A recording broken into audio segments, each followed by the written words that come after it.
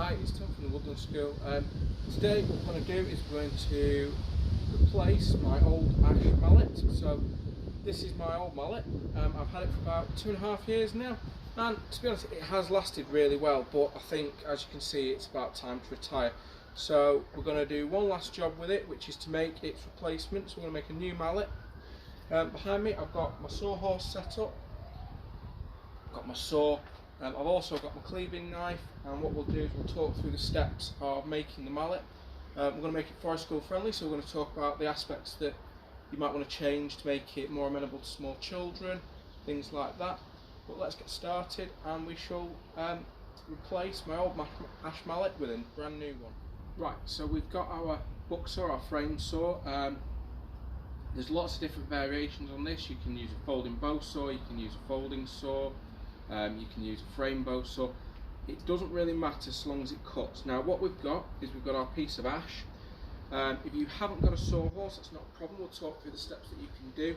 But basically what we're going to do is we're going to, first off, we're going to cut a ring round, and that's going to be our point where our head and our handle separate. Now what we're going to do is we're going to use the actual saw blade itself to measure, so we're going to go the depth of the saw blade in. So what we'll do is, as I cut, I will move the camera around so you can see a bit better.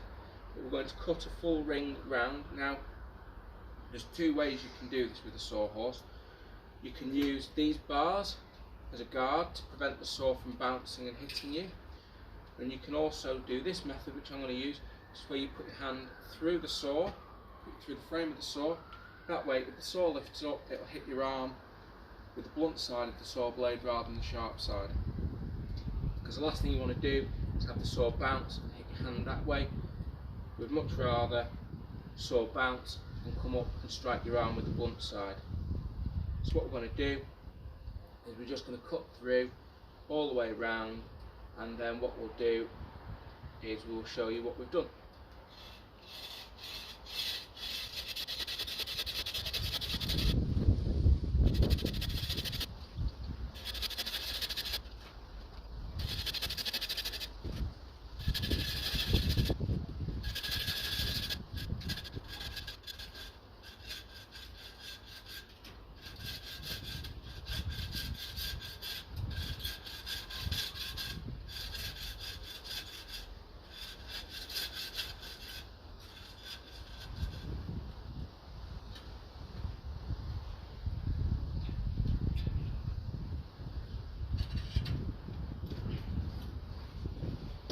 Right, so what we've done is we've cut a ring all the way around. We've not cut through, and the idea of that ring is that when we separate our handle piece off here, what we'll have is we'll have a handle section and we'll have a head section. So what we'll do is we'll pick whichever one we think looks best for each.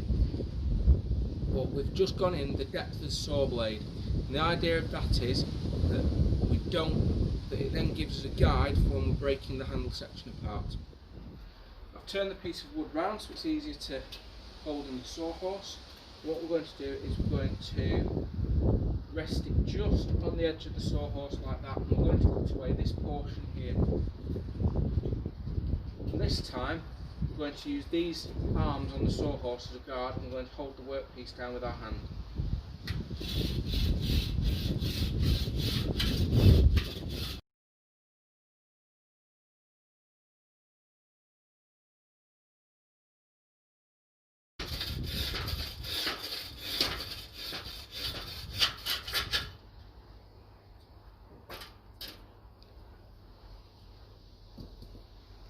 So that's our finished block of wood.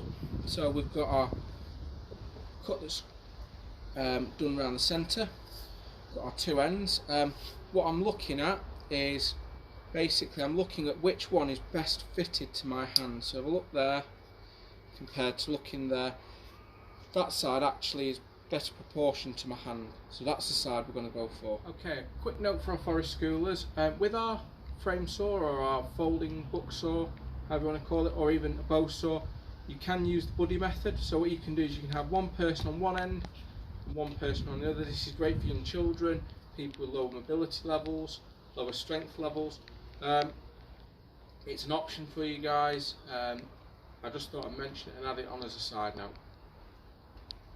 Right, so what we're going to do is now going to start to form our handle. So for this, we've got our cleaving knife. For forest schoolers, you can again do this with the buddy method, same as the saw. So you can have one person place the knife on the wood. Now what you want to do is you want to find a position that is comfortable for you. You're doing it with the buddy method. You'll have it basically facing the person opposite you, and the other person will use the mallet and batten, and the person holding the knife is always the person in control of the job, so they will dictate when the other person swings and how hard. If we're doing it alone, what we do is we just place the cleaving knife on and we just gently tap in. Now what we're doing is we're just seating the knife in at first, and we're just driving it down gently. We don't need to hit this massively hard. We're simply driving the knife through.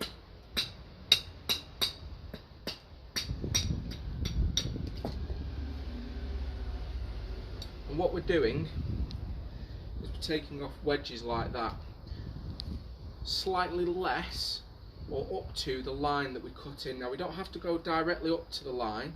What we can do is we can twist the workpiece round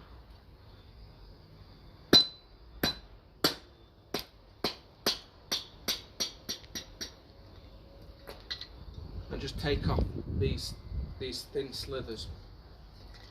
And if we turn the workpiece, we're not having to move ourselves. We're moving the workpiece to suit us.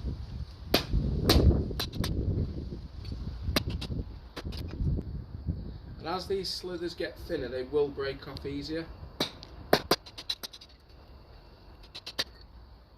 And what that's done is that's formed almost a hexagon shape on the top, because we've done it with 6 cuts.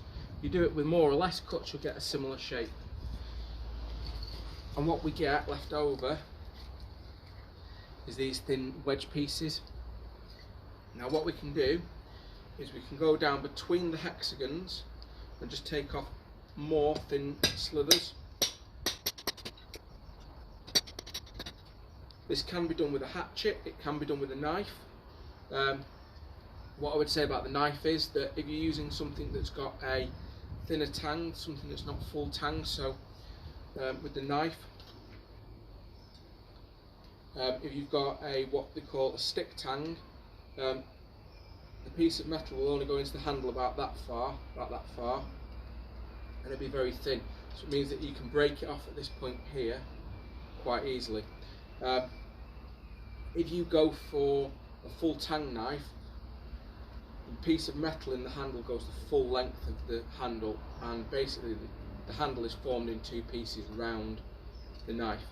It gives a lot stronger knife, and it's better for things like batting. You're less likely to break it. You can use a hatchet as well, and you can batten the head of a hatchet with a wooden mallet. But a cleaving knife is ideally suited to this job.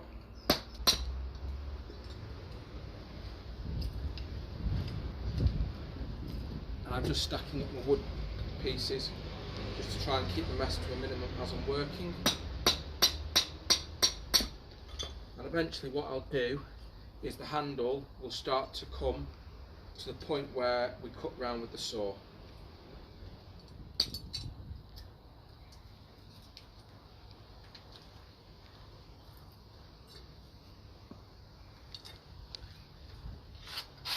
I've got our cleaving knife away in its sheath. But that is our handle, and for hand size, if you look at my grip, I've got quite a firm tight fist grip on it, so that is about what I want. Now what I'm going to do is I'm going to do a little bit more finishing on this. I'm going to put a nice bevel on the end. I'm going to use a hatchet for that, and I'm going to get my knife, I think, and I'm going to just bring this handle piece to a really nice round, and what I'll do is I'll show you the finished product at the end. So here we have side by side, we've got our Ash Mallet that's done really well. I've had it over 2.5 years. It's been a really faithful and trusty friend in woodworking. And we've got our new Ash Mallet, which hopefully will take up the mantle really well. Finishing touches, I've chamfered the handle so that and shaved it up just so that it's a bit cleaner, got a bit nicer hand feel to it. Just done that with a knife, and then the top I've just beveled that with the hatchet. Just makes it look a lot cleaner, makes it hold up a lot better, stops it splitting out as much. So yeah, I hope you've enjoyed this video. If you could follow the Woodland School, like, subscribe, and there'll be more videos coming up soon. But hopefully you've enjoyed this. If you've got any comments or feedback, then more than happy to listen and have discussions about it. Yeah, and for forest schoolers, if you've got any questions, fire away and we'll try and answer them as best we can. Thank you and see you soon.